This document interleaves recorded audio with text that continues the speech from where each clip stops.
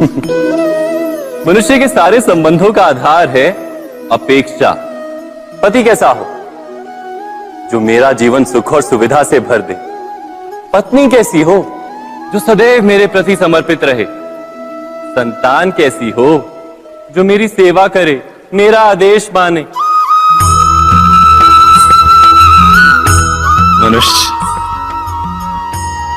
मनुष्य उसी को प्रेम भी कर पाता है जो उसकी अपेक्षा पूर्ण करता है। और अपेक्षा की तो नियति है भंग होना। कैसे?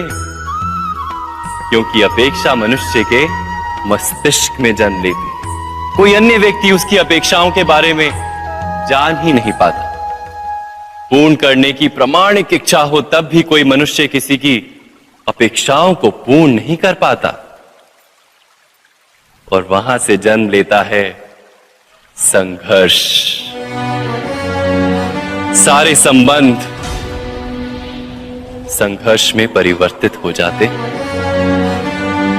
पर मनुष्य अपेक्षा को संबंध का आधार ना बनाए और स्वीकार करे केवल संबंध का आधार, तो क्या ये जीवन स्वयमेव सुख और शांति से नहीं भर जाएगा?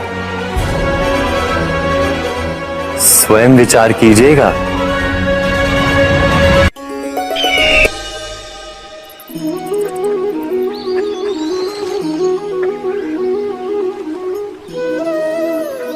समय के आरंभ से ही मनुष्य को एक प्रश्न सदा पीड़ा देता है कि वो अपने संबंधों में अधिकतम सुख और कम से कम दुख किस प्रकार प्राप्त कर सकता है। क्या आपके सारे संबंधों ने आपको संपूर्ण संतोष दिया है? विचार कीजिए। हमारा जीवन संबंधों पर आधारित है। हमारी सुरक्षा संबंधों पर आधारित है। इसी कारण हमारे जीवन के सारे सुखों का आधार भी संबंध है। किंतु फिर भी हमें संबंधों में ही अधिकतर दुख क्यों प्राप्त होते हैं? सदा ही संघर्ष भी संबंधों से ही उत्पन्न क्यों हो जाते हैं? कभी विचार किया है? जब कोई व्यक्ति किसी अन्य व्यक्ति के विचार अथवा कार्य को स्वीकार नहीं करता, उसमें परिवर्तन करने का प्रयत्न करता है, तो संघर्ष जन्म लेता है। अर्थात जितना अधिक अस्वीकार उतना ही अधिक संघर्ष, और जितना अधिक स्वीकार उतना ही अधिक सुख। क्या ये वास्तविकता नहीं? यदि मनुष्य स्वयं अपनी अपेक्षाओं पर अंकुश रखे, अपने विचारों को परखे, किसी अन्य व्यक्ति में परिवर्तन करने का प्रयत्न ना कर स्वयं अपने भीतर परिवर्तन करने का प्रयास करे, तो क्या संबंधों में संतोष प्राप्त करना इतना कठिन? अर्थात क्या स्वीकार ही संबंध का वास्तविक अर्थ नहीं? स्वयं विचार कीजिए।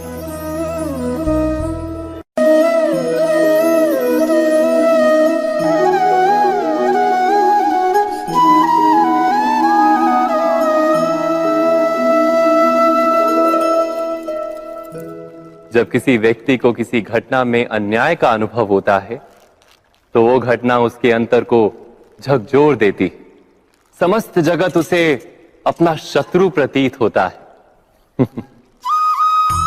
अन्याय लगने वाली घटना जितनी बड़ी होती है, मनुष्य का हृदय भी उतना ही अधिक विरोध करता है। उस घटना के उत्तर में वो न्याय मांगता है, और ये योग्य भी है। वास्तव में समाज में किसी भी प्रकार का अन्याय व्यक्ति की आस्था और विश्वास का नाश है। किंतु ये न्याय क्या है? न्याय का अर्थ क्या है? अन्याय करने वाले को अपने कार्य पर पश्चाताप हो और अन्याय भुगतने वाले के मन में फिर से विश्वास जगे समाज के प्रति। इतना ही अर्थ है ना न्याय का। किंतु जिसके हृदय में धर्म नहीं होता, वो न्याय को छोड़कर बैर और प्रतिशोध को अपनाता है। हिंसा के बदले प्रतिहिंसा की भावना लेकर चलता है। स्वयं भोगी हुई पीड़ा से कहीं अधिक पीड़ा देने का प्रयत्न करता है, और इस मार्ग पर चलते अन्याय को भुगतने वाला स्वयं अन्याय करने लगता है।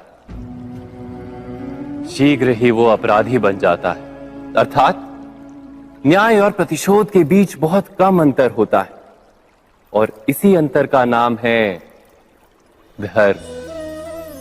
क्या ये सत्य नहीं? स्वयं विचार कीजिए। दो व्यक्ति जब निकट आते हैं तो एक दूसरे के लिए सीमाएं और मर्यादाएं निर्मित करने का प्रयत्न अवश्य करते हैं। हम यदि सारे संबंधों पर विचार करें तो देखेंगे कि इन सारे संबंधों का आधार यही सीमाएं हैं जो हम दूसरों के लिए निर्मित करते हैं, और यदि अनजाने में भी कोई अन्य व्यक्ति इन सीमाओं को तोड़ता है तो उसी क्षण हमारा हृदय क्रोध से भर जाता है। इन सीमाओं का वास्तविक रूप क्या है? क्या हमने कभी विचार किया? सीमाओं के द्वारा हम दूसरे व्यक्ति को निर्णय करने की अनुमति नहीं देते, अपना निर्णय उस व्यक्ति पर थोपते, अर्थात किसी की स्वतंत्रता का अस्वीकार करते हैं। और जब स्वतंत्रता का अस्वीकार किया जाता है तो उसका हृदय दुख से भर जाता है, और जब वो सीमाओं को तोड़ता है तो हमारा हृदय क्रोध से भर जाता है। क्या ऐसा नहीं होता?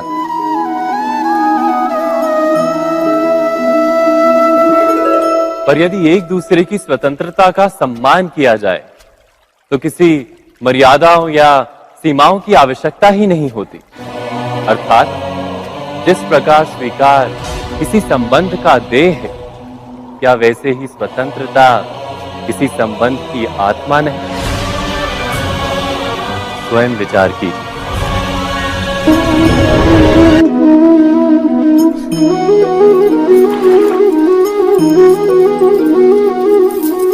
पिता सदा ही अपने संतान के सुख की कामना करते हैं, उनके भविष्य की चिंता करते रहते हैं।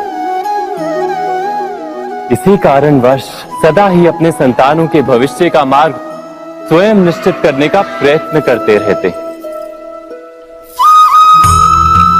जिस मार्ग पर पिता स्वयं चला है, जिस मार्ग के कंकर पत्थर को स्वयं देखा है, मार्ग की छाया, मार्ग की धूप को स्वयं जाना है, उसी मार्ग पर उसका पुत्र भी चले, यही इच्छा रहती है हर पिता की। निस्संदेह उत्तम भावना है ये, किंतु 3 प्रश्नों के ऊपर विचार करना हम भूल ही जाते हैं। कौन से प्रश्न? प्रथम प्रश्न, क्या समय के साथ प्रत्येक मार्ग बदल नहीं जाते? क्या समय सदा ही नई चुनौतियों को लेकर नहीं आता? तो फिर बीते हुए समय के अनुभव नई पीढ़ी को किस प्रकार लाभ दे सकते हैं? दूसरा प्रश्न, क्या प्रत्येक संतान अपने माता पिता की छवि होता है? हाँ, संतानों को संस्कार तो अवश्य माता पिता देते हैं, किंतु भीतर की क्षमता तो ईश्वर देते हैं। तो जिस मार्ग पर पिता को सफलता मिली है, विश्वास है कि उसी मार्ग पर उसकी संतानों को भी सफलता और सुख प्राप्त होगा। तीसरा प्रश्न, क्या जीवन के संघर्ष और चुनौतियां लाभकारी नहीं होती? क्या प्रत्येक नया प्रश्न एक नए उत्तर का द्वार नहीं खोलता?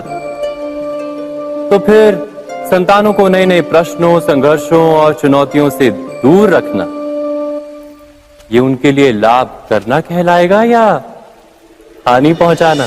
अर्थात जिस प्रकार संतान के भविष्य का निर्माण करने के बदले उसके चरित्र का निर्माण करना श्रेष्ठ है, वैसे संतानों के जीवन का मार्ग निश्चित करने के बदले उन्हें नए संघर्षों के साथ जूझने के लिए मनोबल व ज्ञान देना अधिक लाभदायक नहीं होगा? स्वयं विचार कीजिए। सबके जीवन में ऐसा प्रसंग अवश्य आता है कि सत्य कहने का निश्चय होता है हृदय में, किंतु मुख से सत्य निकल नहीं पाता। कोई भय, मन को घेर लेता है।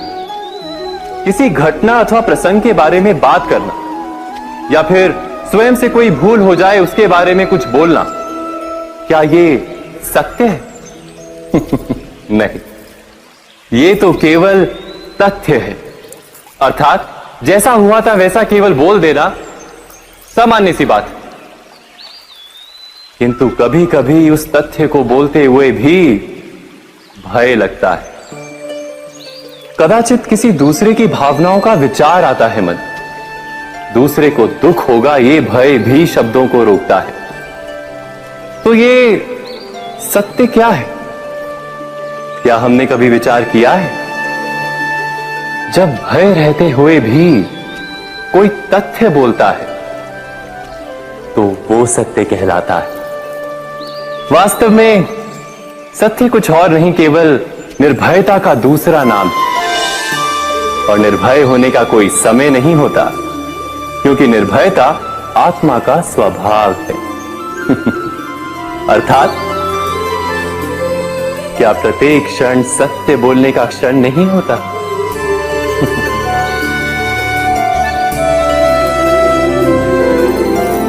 स्वयं विचार कीजिए। जब भी किसी की आशा और इच्छा भंग होती है तो उसका हृदय क्रोध से भर जाता है। जिस व्यक्ति को वो अपना अपराधी समझता है उसे दंड देने का प्रयत्न करता है। पर क्या हमारी इच्छा या आशा का भंग होना क्या सदा ही किसी का अपराध होता है? इच्छाओं के अपूर्ण रहने के तो कई कारण हो सकते हैं। कुछ तो संजोग के कारण अधूरी रह जाती हैं और कुछ नियति के कारण। और कभी कभी इच्छाओं का स्वरूप ही ऐसा होता है कि वो पूर्ण नहीं हो पाती। बिना परिस्थिति पर विचार किए किसी को अपराधी मान लेना न्याय नहीं, प्रतिशोध है। न्याय का आधार तो दया है, करुणा है, और प्रतिशोध का आधार क्रोध, अहंकार।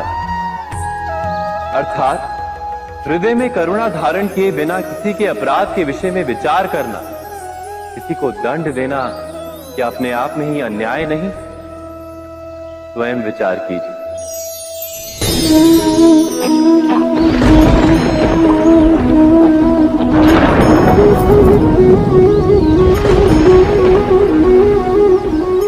सपनों और पूर्वाभासों के आधार पर हम भविष्य के सुख दुख की कल्पना करते हैं। भविष्य के दुख का कारण दूर करने के लिए हम आज योजना बनाते हैं।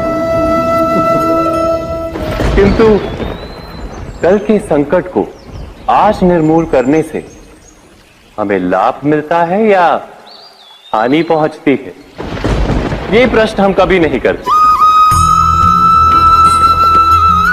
सत्य तो ये है कि संकट और उसका निवारण साथ जनते हैं, व्यक्ति के लिए भी और सृष्टि के लिए भी। नहीं, आप अपने भूतकाल का स्मरण कीजिए, इतिहास को देखिए। आप तुरंत ही ये जान पाएंगे कि जब जब संकट आता है तब तब उसका निवारण करने वाली शक्ति भी जन्म लेती है। यही तो जगत का चलन है।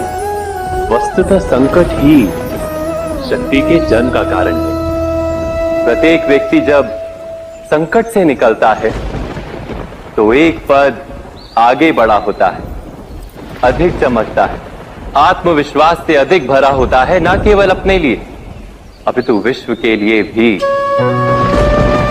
क्या ये सत्य नहीं? वास्तव में संकट का जन्म है एक अवसर का जन्म, अपने आप को बदलने का, अपने विचारों को ऊंचाई पर करने का अवसर, अपनी आत्मा को बलवान और ज्ञान मंडित बनाने का अवसर। जो ये कर पाता है उसे कोई संकट नहीं होता, किंतु जो ये नहीं कर पाता वो तो स्वयं एक संकट है विश्व के लिए। विचार कीजिए।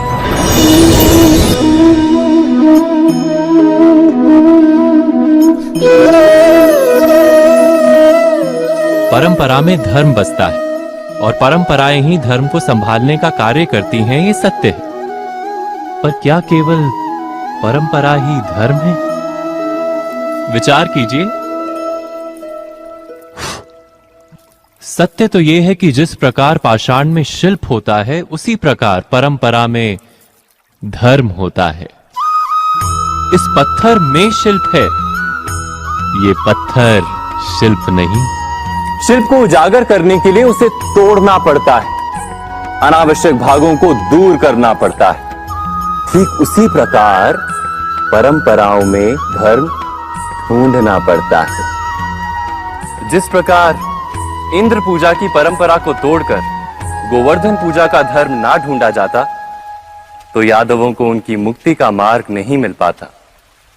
अर्थात परंपरा को पूर्णता छोड़ देने वाला धर्म से वंचित रह जाता है, और परंपरा का अंध अनुकरण करने वाला भी धर्म को प्राप्त नहीं कर पाता। कहते हैं हंस के पास नीर क्षीर विवेक होता है। दूध में मिले पानी को छोड़कर केवल दूध ही ग्रहण करता है। तो क्या सच्चा धर्म प्राप्त करने के लिए हृदय में ज्ञान से जन्मा विवेक आवश्यक है? और ऐसे विवेक के बिना जिसे धर्म मान भी लिया जाए, जो वास्तव में धर्म ना भी हो, ऐसा भी तो हो सकता है। स्वयं विचार कीजिएगा।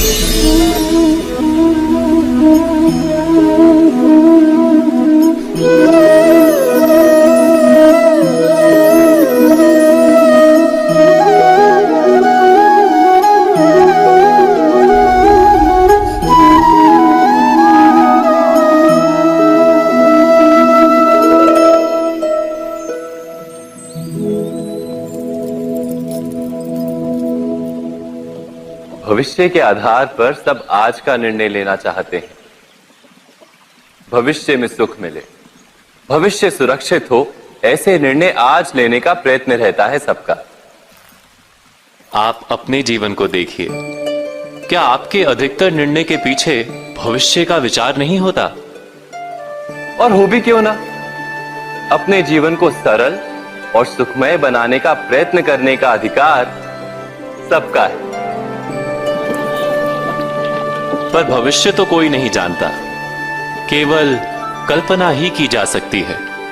तो जीवन के सारे महत्वपूर्ण निर्णय कल्पनाओं के आधार पर ही करते हैं हम। क्या निर्णय करने का कोई तीसरा मार्ग हो सकता है? विचार कीजिए। सारे सुखों का आधार धर्म है, और वो धर्म मनुष्य के हृदय में बसता है। तो प्रत्येक निर्णय से पूर्व स्वयं अपने हृदय से ये प्रश्न अवश्य पूछ लेना कि ये निर्णय स्वार्थ से जन्मा है या धर्म से। क्या इतना पर्याप्त नहीं? भविष्य के बदले धर्म का विचार करने से क्या भविष्य अधिक सुखपूर्ण नहीं होगा?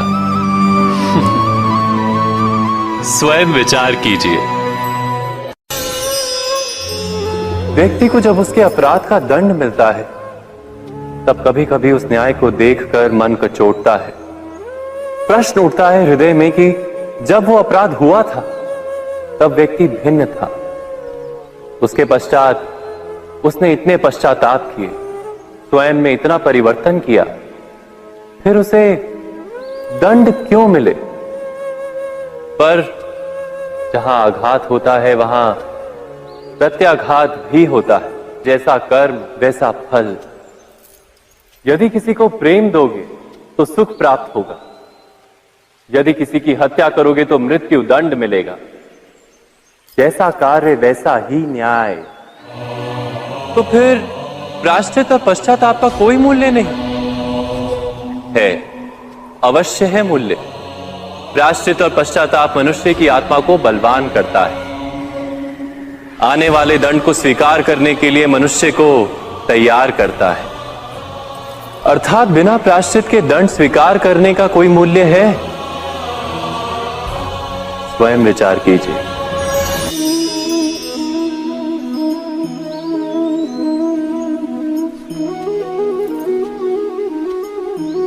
जब अपने किसी अच्छे कार्य के उत्तर में दुख प्राप्त होता है, अथवा किसी को उसके दुष्ट कार्य में सुख मिलता है, तो मन अवश्य ये विचार करता है कि अच्छा कार्य करने का, धर्म के मार्ग पर चलने का तात्पर्य क्या है। पर दुष्ट आत्मा को क्या प्राप्त होता है ये भी देखिए। दुष्टता करने वाला हृदय सदा चंचल रहता है, अकुलाता रहता है। मन में सदा नए नए संघर्ष उत्पन्न होते हैं। अविश्वास उसे जीवन भर दौड़ाता है। क्या ये सुख है? जबकि धर्म पे चलने वाले, अच्छा कार्य करने वाले, सच्चरित्र व्यक्ति का हृदय शांत रहता है। परिस्थितियां उसके जीवन के सुख में बाधा नहीं बनती। समाज में सम्मान और मन में संतोष रहता है सदा। अर्थात अच्छा बर्ताव भविष्य में किसी सुख का मार्ग नहीं। अच्छा बर्ताव स्वयं सुख अथवा बुरा बर्ताव भविष्य में किसी दुख का मार्ग नहीं। अधर्म उसी क्षण दुख उत्पन्न करता है। धर्म से सुख नहीं, धर्म स्वयं।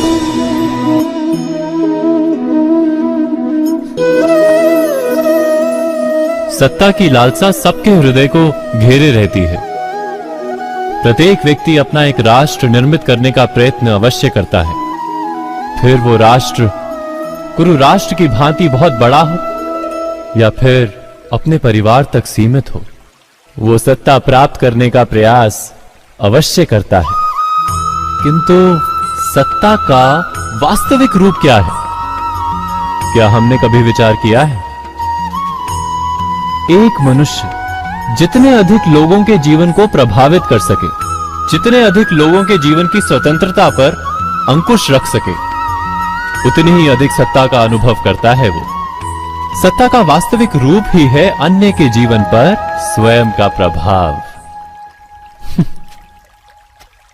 किंतु क्या वास्तविक प्रभाव प्रेम, दया, करुणा और धर्म से निर्मित नहीं होता?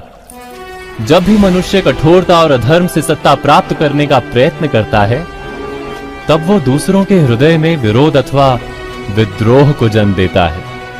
और परिणाम कुछ इस प्रकार।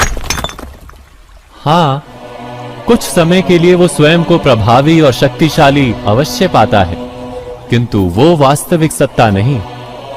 यही कारण है कि भृगु और वशिष्ठ जैसे ऋषियों की आज भी पूजा की जाती है, रावण और हिरण्यकशिपु की नहीं। इस पर तो आप विचार अवश्य करें। सत्य कहा ना?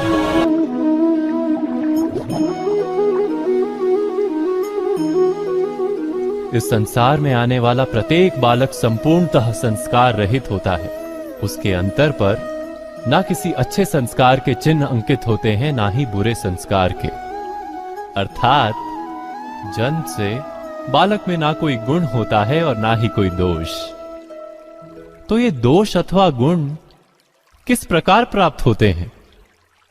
क्या हमने कभी विचार किया है? जो बात माता पिता के मुख से निरंतर सुनी जाती है, वही बात उनकी संतानों के हृदय का संस्कार बनती है। जैसे किसी गांव में नदी तट तक एक पगडंडी बन जाती है केवल उस मार्ग पर बार बार चलने के कारण। अर्थात माता पिता के हृदय की इच्छाएं उनकी संतानों के हृदय का दोष अथवा गुण बनकर जन्म लेती हैं। क्या ये सत्य नहीं?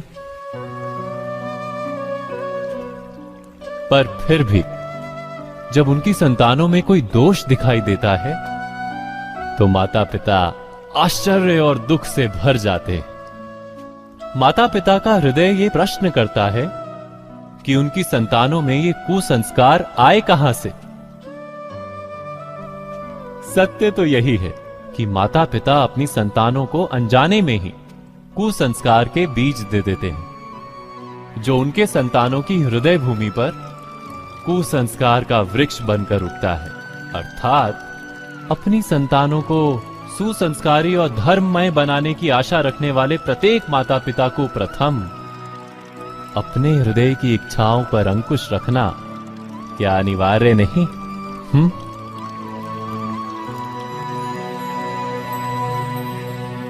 प्रत्येक माता पिता इस पर विचार अवश्य कीजिएगा। सब्सक्राइब करो, कमेंट करो, शेयर करो और लाइक करो। Thanks for watching my video.